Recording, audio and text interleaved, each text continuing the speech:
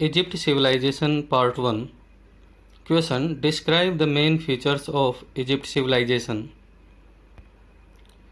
मिस्र की सभ्यता कांस्यकालीन सभ्यता कहलाती है, ब्रॉन्ज एज सिविलाइजेशन कहलाती है। इसका उदय लगभग 3500 BC से 3000 BC के आसपास हुआ था। इजिप्ट अफ्रीका का एक देश है और यह सभ्यता नील नदी की घाटी में इसका उदय हुआ था। इसी कारण से प्रसिद्ध यूनानी विद्वान हेरोडोटस इस सभ्यता को gift of the Nile river का नाम देते हैं।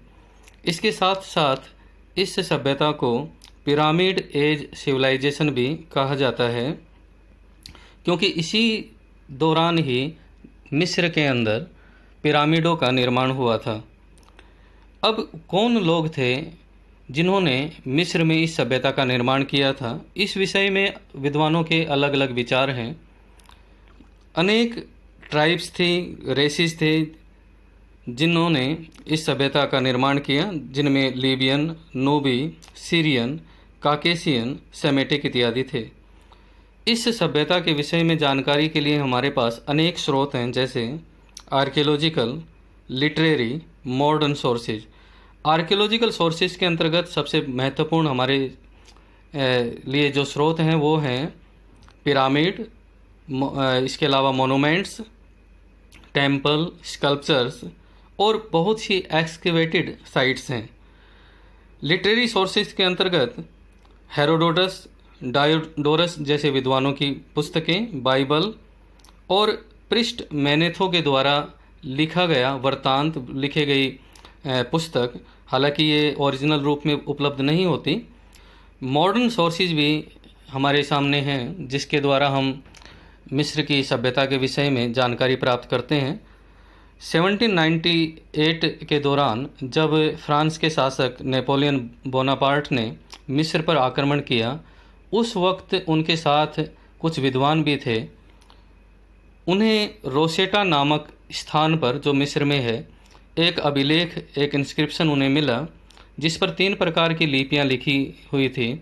और बाद में चल कर के शाम्पोलियो नामक स्कॉलर ने, विद्वान ने उन लिपियों को पढ़ा। तब जाकर पता चला कि इस क्षेत्र में कोई प्राचीन सभ्यता थी। और फिर उसके बाद अनेक पुरातात्विक क्षेत्र खोज निकाले गए और इस विस्तृत सभ्यता के विषय में जानकारी प्राप्त हुई।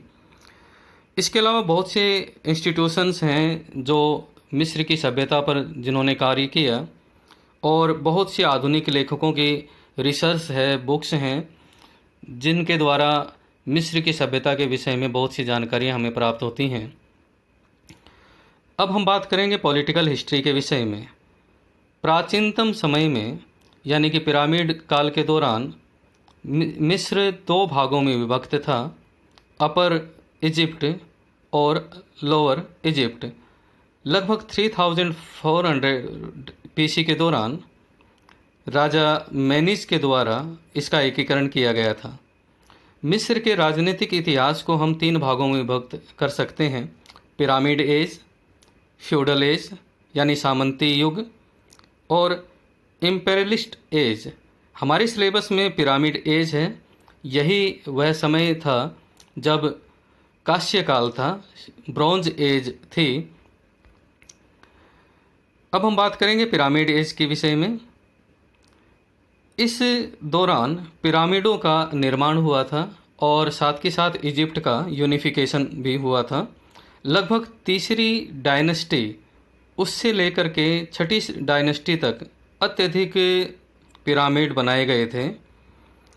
सबसे पहले जो पिरामिड बनाया गया था वो राजा जोसर के मिनिस्टर इम्फोटेप के द्वारा बनाया गया था, जो शकर नामक स्थान पर है। इसके बाद अनेक दूसरे पिरामिड बनाए गए और मिस्र में सबसे विशालतम पिरामिड बनाने का जो श्रेय जाता है वो किंग खुफू को जाता है, जिन्होंने गीजा नामक स्थान पर एक विशाल पिरामिड का निर्माण करवाया था। फ्यूडल एज मिस्र के इतिहास का वह भाग है जब अनेक छोटे छोटे राज्य वहाँ पर स्थापित थे। इसी दौरान अमनहोटेप नामक एक शक्तिशाली शासक हुआ था और उनके ही वंशजों ने आगे चल करके अनेक स्थानों पर अनेक मंदिरों का निर्माण करवाया। इनके बाद ही अमनहोटेप थर्ड एक प्रसिद्ध शासक रहे जिन्होंने एग्रीकल्चर के विकास के लिए अनेक कार्य किए थे। इम्पीरियलिस्ट एज, इस दौरान भी कुछ शक्तिशाली शासक रहे जिनमें से एक महत्वपूर्ण थुतमोस नामक राजा थे जिन्हें नेपोलियन ऑफ इजिप्ट कहा जाता है कि इन्होंने लगभग 15 बार एशिया के विभिन्न भागों पर आक्रमण किया था। इसके अलावा उन्होंने एक बड़ा मंदिर का निर्माण भी कारनाक में करवाया। इसके साथ ही रेमेसेस नामक एक अन्य शासक भी थे, वो भी काफ़ी प्रसिद्ध थे। लगभग 525 ईसा पूर्व में इजिप्ट का डिक्लाइन होना आरंभ होता है और अखामनी साम्राज्य में इस क्षेत्र को मिला लिया जाता है। लगभग 30 बीसी के दौरान इजिप्ट को पूरी तरह से रोम के नियंत्रण में ले लिया जाता है और इस प्रकार रोमन साम्राज्य का पतन हो जाता है। Political life of the Egypt civilisation, central administration, king, राजा को फ़राओ कहा जाता था। फ़राओ का अर्थ होता है बच्चों अच्छा राजा, यानी गुड किंग। राजा का विशेष महत्व था। राजा को हॉरुस नामक देवता का अवतार माना जाता था। इसके अलावा उन्हें रिप्रेजेंटेटिव ऑफ सन भी माना जाता था और उनकी जो पूजा की जाती थी वो सूर्य देवता की भांति की जाती थी। वो अत्यंत शक्तिशाली था, उसके पास बहुत ज़्यादा शक्तियाँ थी। उसकी सहायता के लिए मिनिस्टर्स की काउंसिल हुआ करती थी जिसे सारू कहा जाता था। मिस्र में 2 प्रधानमंत्री रखने की प्रथा थी। इस प्रकार की व्यवस्था प्राचीन सभ्यताओं में केवल मिस्र में ही दिखाई देती है। उसका जो स्थान था राजा के बाद दूसरा था। इसके अलावा प्रिंस, फर्स्ट क्वीन भी प्रमुख मंत्री थे। फर्स्ट क्वीन अर्थात मुख्य रानी, राजा की मुख्य रानी, और इसके अलावा अनेक दूसरे मंत्री भी थे जो राजा की सहायता करते थे। प्रोविंशियल एडमिनिस्ट्रेशन, लगभग 40 प्रांतों में साम्राज्य विभक्त था और इन प्रांतों को नोम कहा जाता था और इनका जो मुखिया था, चीफ था, उसे नोमार्क कहा जाता था। Number 3, military administration. केंद्र में बड़ी शक्तिशाली सेना नहीं रखी जाती थी। जब भी राजा को आवश्यकता होती थी तो नोमार्क अपनी सेना केंद्र में भेजते थे। इसके अलावा मंदिरों में भी सैनिक हुआ करते थे, वो भी कठिनाई के समय राजा की सहायता करते थे।